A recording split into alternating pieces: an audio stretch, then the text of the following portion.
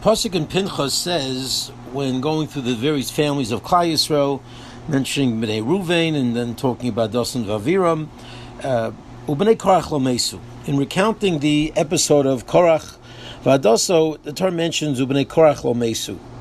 What exactly is the significance that the Torah is saying Bnei Korach lo mesu?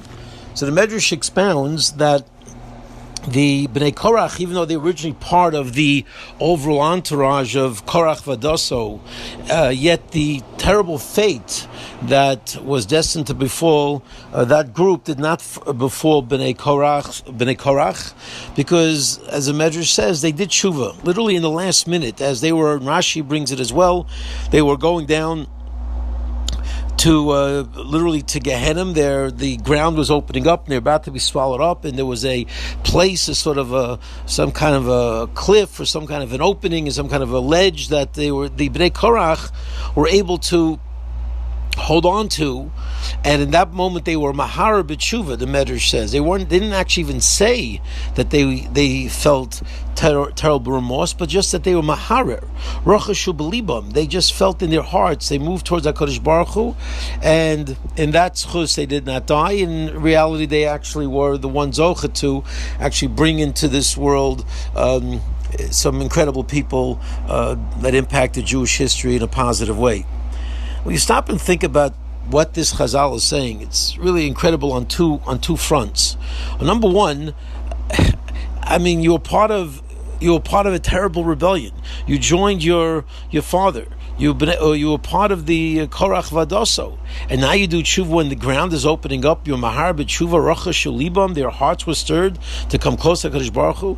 Is that in any which way one would imagine a time to do tshuva? You say at that point it's too late. Well, of course you're going to do tshuva. The ground is opening up. You see the truth of your ways. You see the truth of your errors, and you want to come back to HaKadosh Baruch Hu. Yeah, but it must be too late by now.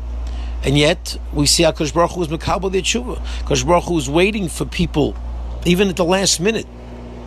Even when you'd say it's way too far gone, where you can't now sort of go bring the clock back and redo time. That's not acceptable. And yet, the Torah says, and the Medrash tells us, Ubnei Korach lo mesu, they did not die. HaKadosh Baruch Hu spared them.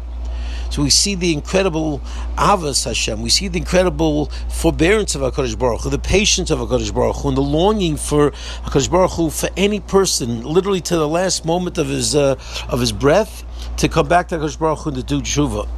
And on the other side, how amazing it is that it was Bnei Korach lo mesu. Everyone else died. Everyone else saw exactly what Bnei Korach saw, and yet somehow they were not ready to be moved. They were still stuck in their positions, and whatever was necessary in terms of the emotion and the recognition was not able to be mustered from the hearts of the rest of the entourage. They all died. They died in infamy. Went to Gehenna and are still there. So how amazing is that? HaKadosh Baruch Hu is ready to bring a person back from the abyss of Gehenna at the last second. But it doesn't mean everyone's going to take advantage. There are people who are able to be so sort of stuck in their positions, not ready to see the truth. The the ground opens up and nothing happens. Their hearts are not stirred. There is no rocha shaliba. This is the incredible bechir of a person, the ability of a person to literally see truth, stare it down, mamash see the ground opening up, but yet their hearts were not stirred.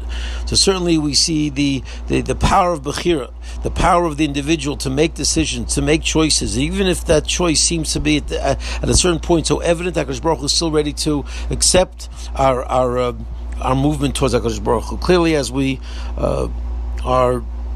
are in the 3 weeks, and it's a time of tshuva, it's a time of turning closer to HaKadosh Baruch Hu. The notion and the understanding, the appreciation of HaKadosh Baruch Hu has this incredible love for us and is waiting with open arms to receive us and to receive our movement in His direction. But Hashem, we should be able to have our hearts stirred. We should be able to make those tikkunim in our lives, to be able to be in the category of making a difference in terms of our own avoras Hashem, our own bedom l'chavero, and that's chus Hashem. All of us should be zocha to be Mashiach Meir Imenu.